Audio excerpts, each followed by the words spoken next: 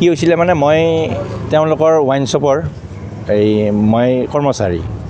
এতিয়া মই ধৰি লওঁ অনদিনা সি দুপৰীয়া যায় চলি আনিবৰ কাৰণে, তাৰপিছত সন্ধিয়া আহি যায়।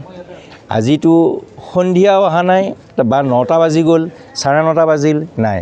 তাৰপিছত ফোন কৰিলোঁ, মানে ঘৈণীয়েকে ক'লে যে কি হৈছে ক'ব নোৱাৰোঁ, মাকো ঘুমাই আছে, দেউতাকো শুই আছে, মাতবোল নাই, পিংকুও শুই আছে, মাতবোল নাই। মই ভাবিছোঁ সিহঁতৰ ঘৰুৱা কিবা হয়তো মনোমালিন্য হৈছে আৰু কিবা। তাৰপিছত মই বন্ধ কৰিলোঁ, বন্ধ কৰি আকৌ লগতে আমাৰ সেই ভাইটি বুলি কোৱা বেগামুখৰ সি আকৌ ফোন কৰিলে, কি আহিছিনে? অহা নাই, আহ তই আছা যদি একেলগে যাওঁ। গ'লোঁ, যাই কিনে মই বাৰাণ্ডাত উঠি বেল মাৰোঁ, কোনো শাৰী শব্দ নাই।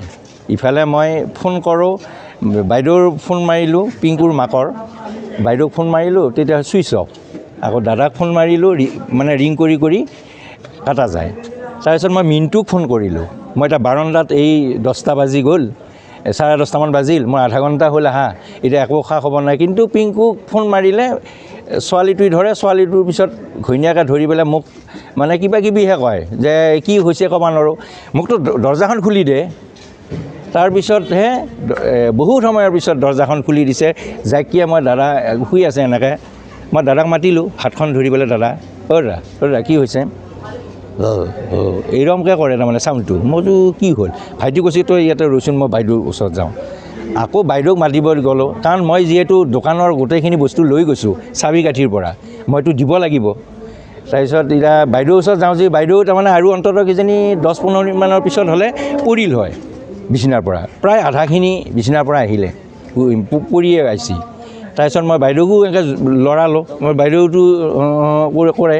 তাৰপিছত উঠাই পেলাই বহালোঁ, বহাৰ পিছত বাইদেউ থিয় হ'ল, থিয় হোৱাৰ লগে লগে পেচাব কৰি দিলে তাৰমানে। মই কৈছোঁ বাইদেউ কি হৈছে? কিবা ঔষধ পাতি খাই নে ভাত পানী খাইছে নে নাই, বা কিবা হৈছে নেকি, কিবা খাইছে নেকি? একোতো নাই, খা খবৰ নাই। তাৰপিছত আকৌ ভাইটিক আকৌ কৈছোঁ, ভাইটি ইফালে আছোন, মই এতিয়া ধৰি ৰাখিব নোৱাৰোঁ, এতিয়া কি কৰিম? আকৌ দাদাই ধৰি লওক উঠাই নাই, দাদা সেনেকৈ শুই আছে যিহেতু। আকৌ ভাইটি আহিল, ভাইটি আহি দেখালোঁ যে এই আছেচোন অৱস্থা, এই বাইদেউ নিশ্চয় কিবা এটা হৈছে, কি হৈছে এতিয়া মইতো ক'ব নোৱাৰিম। লগে লগে পিংকু গ'লোঁ, পিংকুটো সেয়ে ঘৈণীয়েক আৰু ছোৱালীটো মাত্ৰ আছে, এই ঘৈণীয়েকে মাত্ৰ কিবা কিবি মানে বকি আছে, মানে কি খাই আছে কিবা আছে। মই কৈছোঁ কোনে কৈছে কিবা খাই আছে? দুপৰীয়া অনিনা অহা নিচিনা খাই, যিমান সি যদিও খায়, সি কিন্তু সুন্দৰভাৱে আকৌ 8টা বজাত দোকান পায়। কিন্তু তেনেস্থলত আজি সি একদম নিজে কি ক'ব নোৱাৰে। মই কৈছোঁ ক'ত যাম, মই কৈছোঁ কি হৈছে পিংকু বুলি সোধোতে সিটো কয় মই বাথৰুমত যাওঁ গা ধুওঁ। মই কৈছোঁ কি বাথৰুমত যাওঁ গা ধুওঁ, কি হৈছে কি? সি এতিয়া ক'ব নোৱাৰে ক'ত কি এইগিলাহে কয় সি।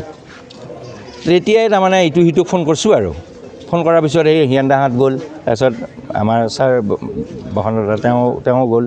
এনেকৈ যোৱাৰ পিছত তেতিয়াহে তাৰমানে গোটেইখিনি বস্তু আকৌ তেওঁলোকক ফটাফট এই কথা নহয়, এই হস্পিটেললৈ চিভিললৈ গ'ল। তাৰপিছত চিভিললৈ অহা হৈছে আৰু এতিয়া ডক্টৰৰ পৰামৰ্শ মতে এতিয়া হয় এই গুৱাহাটীলৈ ৰেফাৰ কৰিছে। এই মাত্ৰ আপোনালোকে দেখিছেই গৈছে, সেয়াই এতিয়া আৰু সেইখিনিয়ে, তাতকৈ আৰু মই আৰু বেলেগ আৰু নাজানো আৰু। তেওঁলোকৰ নামকেইটা কি? এই মাকৰ নাম হ'ল অৰ্পণা দাস, আৰু দাদাৰ নাম হ'ল দুৰ্গেশ্বৰ দাস, আৰু ল'ৰাজন হ'ল প্ৰাণজিৎ দাস, পিংকু বুলিয়ে জানে সকলোৱে।